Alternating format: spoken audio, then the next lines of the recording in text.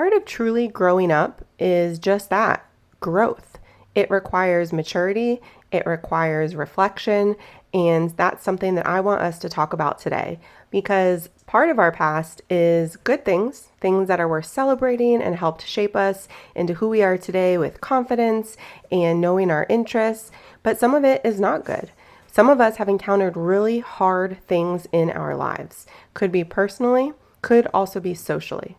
What I want us to talk about today is a very real matter in different stages of life. Our topic today is adult bullying, because the reality is we don't leave all parts of our past in the past. Bullying often is known to happen in grade school. However, some people carry it into adulthood, maybe into workplaces, friendships, family dynamics, really even any interaction often. And it's time that we talk about it. So let's dive in. Are you too busy to prep healthy meals? Do you feel self-conscious about your body and your clothes not fitting right, but you don't have time to work out? Does your life feel unorganized and messy? Do you wish you had routines and habits that made health simple, even with your busy schedule? I know, I've been there. Hi, I'm Shannon Marquita, and no one ever really taught me how to eat healthy. I didn't know anything about nutrition, so I found myself eating whatever was easy, which definitely impacted my energy, weight, and focus. That's why I created this podcast, to show you that through healthy habits and time management, you can know you're doing health right. So stop scrolling social, clicking the ads, and buying all the things. Let's grab our Americano and pop in our AirPods. It's time to solve the real problem together. Welcome home. A fresh start awaits. First, I want to start this episode by saying if you have ever experienced any form of bullying in your life, I'm sorry. I'm truly very sorry. I hope that you have grown through it. I hope that you have talked to someone in a safe space to reflect on it, to realize that it wasn't you and that behavior is not acceptable. And if someone you know has ever encountered it, I hope you have been there for them, whether to stand up and help protect them, whether to reassure them that it wasn't anything they did, but it's about the other person. And if you yourself were ever a bully, this episode is also for you because there's a piece of forgiveness that you need to do and process for yourself as well. That being said, I first want to give some examples of what adult bullying can look like because sometimes it could be hard to recognize, maybe because we're used to it, unfortunately, maybe because we are struggling with confidence and people pleasing ourselves and we've learned to just accept how others might be treating us. But some examples of adult bullying can be passive aggressive behavior from others, public shaming or exclusion, intentionally, consistently, undermining or controlling by others. If you are doing any of these things to other people, especially regularly, it's a form of adult bullying that you are doing. If you are experiencing these things, you yourself are experiencing adult bullying, and I'm sorry. And last example that I want to give is gossip or manipulation. These are very childish behaviors, but they still happen even though we no longer are children. We might be behaving as children. Now, what are some reasons that these things may happen? Honestly, the biggest thing, and I find it so ironic because I was talking with one of my best friends recently and we were giving the same example in a story, and my response was how someone's ego was really guiding them because they just think that they are the greatest thing since sliced bread. What's so interesting is my best friend's perspective of this story is that it was completely insecurity, that this person was struggling with insecurity, and that was the reason for their reaction, their response, their chosen behaviors. And we both kind of laughed because she said, that's so funny of how I responded. She often finds that's people's reaction is one person says ego, but if you really take a step back, it's insecurity. So that is a big way that I want you to shift your perspective when you see people behaving inappropriately and bullying, especially as adults, is that they are still struggling no matter their role, no matter their relationship with you, no matter their age, with insecurity. They have unhealed wounds. They have a need for control. Another reason that adult bullying happens is that often it's modeled behavior, which is very unfortunate. It's the age-old saying that hurt people hurt people. So it's possible that whoever is doing the bullying, they themselves might have been bullied and they didn't know how to respond. And now maybe they're bigger or they feel like they have more power. And so they are lashing out as a form of revenge to what they experienced growing up. Or it's just how they always saw relationships played out. This is how you treat people. This is how people know that you value them or that they are in your circle. And that is so very not true. That is extremely unhealthy. And if this is how you view relationships and honoring relationships, it's false. And so I need you to go ahead and throw that out the window, and we need to reframe healthy relationships and friendships and how to treat other people and interact with one another. That being said, one of the things that we also need to talk about is if you are being bullied, if you are being mistreated, how to handle it.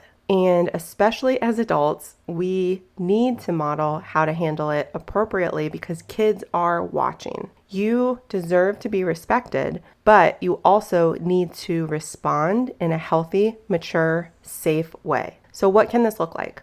This looks like healthy boundaries. If you're able, create distance between these people. That could be maybe not being in the same friend group. That could be making sure if ever these people are present, there are others present as well to have a safe interaction. And also in a way to have witnesses, because people who are bullies tend to try and do it in an environment with limited interaction by others so that you question whether or not it happened, you question if it was really okay, and they get to still control the narrative by telling other people, I don't know what they're talking about. You know me, that's not how I behave. And so that is a form of control and manipulation in itself. So the more that you can have healthy boundaries and be in a safe, secure environment, you are creating space to limit how other people treat you in unhealthy ways. Also, to remember, retaliation is not the answer. It's extremely tempting. When we are being hurt, right? Hurt people. We might want to lash out. We might want to say mean things. We might want to expose things that make these people shrink and feel the pain that they are causing us. But that is not the answer. We want to show them grace, and that can be so difficult. But by turning the other cheek, by creating space, by walking away, by being the bigger person, we are giving these people hope of what's possible and hoping that they themselves heal. We also have to work on how to hold our own power and confidence in these situations and not allowing ourselves to shrink or attack, because that is not the answer. You are amazing, you are wonderful, you are enough, you are smart, you are capable. Whatever these people are saying, who are adult bullies, it's not true. They are manipulating the dialogue. They are trying to control the environment. They are making you question your worth and capability. And all of this, unfortunately, comes from personal experience. I have experienced this, and it's awful. It's truly awful, especially as adults. You think, why is this still happening? Have we all not outgrown this type of behavior? But the answer is no, because not everybody is doing the hard work. Instead, people do still lash out. People do still take cheap shots. And so we have to figure out, how can I figuratively or literally walk away? How can I show that I'm not here for this? I won't entertain this. I won't tolerate it. I know who I am and I know my worth. And it does cause you to question it for a moment. I have paused and thought, is any of this true? How could people say this type of stuff? Why are they even spending their time with this type of behavior? How can someone really hate me that much? But when you pause, right, and we think back to why adult bullying happens, why people behave this way, it's really a reflection into what they're struggling with: insecurity, confidence, unhealed wounds. And so people tend to lash out at others who make them feel threatened, who are maybe healed and are in a place where they want to be. So in a way, if you're able to shift the perspective and see it as a compliment, that is one of the healthiest places you can be. Now, it doesn't mean stick around for it, but it does mean that you are doing good work and you are on a good path and people are noticing. In addition to practicing healthy boundaries and walking away to create that space to help protect yourself, I also want you to know that it's important to talk about what you're experiencing. So if you have a coach, if you have a counselor, if you have a best friend, you really need to have healthy places and relationships to not keep this internalized, because that dialogue can be really loud and powerful when you're having a bad day, because bad days come. And I don't want you for any moment to think that this bullying is okay, to think that what people are saying about you, whether it's whispers behind the scene, whether it is directly to you, whether it's how they're treating you and making you feel, I need you to know without any doubt that you are not what they are saying, that you do not deserve how they are treating you. And so the moment anything like that happens, your internal voice is saying, no, this isn't true. I don't know what they're struggling with. My heart hurts and is sad for them, and I hope that they heal. That is one of the biggest responses that I personally have been working on. Anytime someone is mean in any form, whether I say it out loud, which usually not because it's not received well, but inside, I immediately jump to, I don't know what you're going through, and I'm sorry, and I'm sad for it, but I hope you heal. I hope you aren't always this way, because often I know people that behave this way and they have kids. They have families that they're raising up, or they want to have a family. And I worry that this is going to be something that is carried forward because it is modeled towards this next generation of children. And I want that cycle to break. And so I know for me and my family and my circle of influences, this is not allowed. If I even get a glimpse of it, no, we do not behave that way. We do not treat people that way. We do not talk that way. And then an apology happens. And so I need you to know that you do not need to be keeping this inside. It is not something to be ashamed of. It needs to be talked about in a healthy way so that you have a support system and you are not walking this alone. I also need you to practice in a healthy way emotional detachment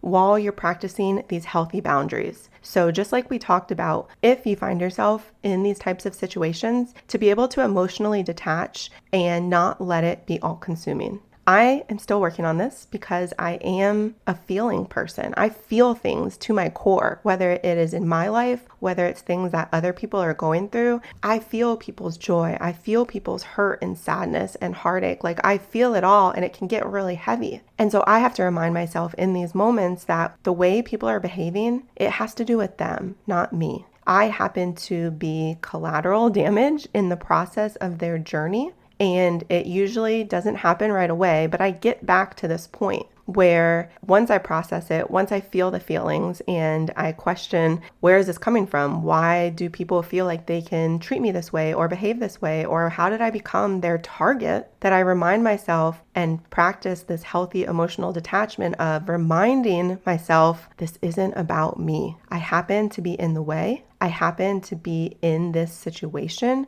that they are placing me in, but it's about them. And so then I reiterate my healthy boundaries. I create space. I have a healthy support system, and that's what I need for you. I need you to have such a healthy dialogue internally, such confidence and reassurance by your support system that if and when this happens in your life to you or someone you know how to handle it, you know how to support others. And if you are the one doing this to people, I really need you to pause and I need you to ask, what am I really struggling with? What's the root and source here? Who can I talk with about this in a safe and healthy way, because I don't want to behave this way? We all know when we have a bad day. We all know when we treat someone poorly. How quickly do we turn it around and apologize? Adult bullying is something that happens consistently and intentionally. Having a bad day and treating someone poorly in an instance of maybe bad judgment or bad emotion or immaturity, but turning around right away and owning it and responding to it and apologizing, that is mature. That is how I want you to honor your relationships and people, even if it's not a close friend, for you to go back to whoever it is. It could have been in a professional environment, could have been at your favorite coffee shop, could have been someone in line somewhere, to just turn around, go back to them and say, I'm sorry. You could even frame briefly what happened and where that came from. That will speak volumes to them. That will help model to them. Also,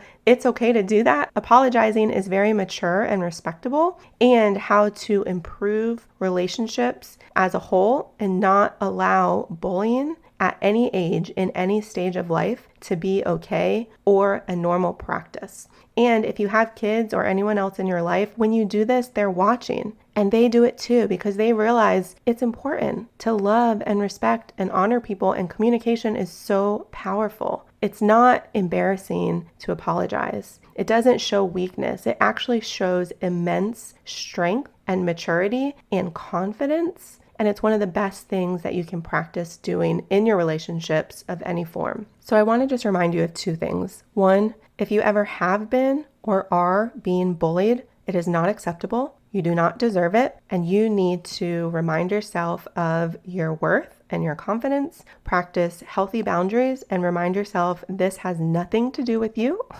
This has to do with the other person, and you need to find someone that you can talk with in a safe space, not to create unhealthy gossip or chatter about the situation, but to help you process and navigate it. And if you are the one who is doing the bullying, I don't want you to feel shame. I want you to use this as an opportunity to grow, to ask yourself, where did I learn this? When did this start? Who do I need to reconcile with and go back and apologize to? How can I turn this around and be a better communicator? Treat people how I truly want to treat them and value them. Because my guess is if you do behave this way, you might have quote unquote a lot of friends, but do you have good ones? Do you have close ones? Do you have people that know what you're going through in the trenches and the hard things? People that you feel like you can actually talk with, or only to a certain level? Because you can't let people all the way in, or they might know who you are really and how you are. You're a good person, but right now you're not practicing good behavior.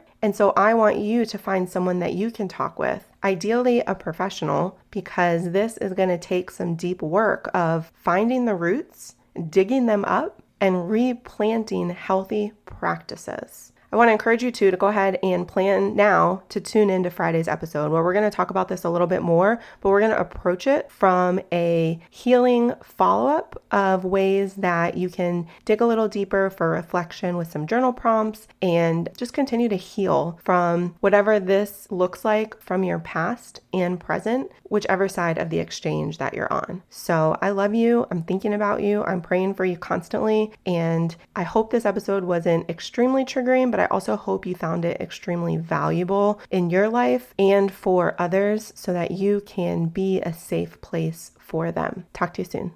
If this podcast helped, challenged, or inspired you in some way, I would love it if you'd do me a huge favor and leave me a review over on Apple Podcasts. It helps me to hear from you and know how this is best serving you.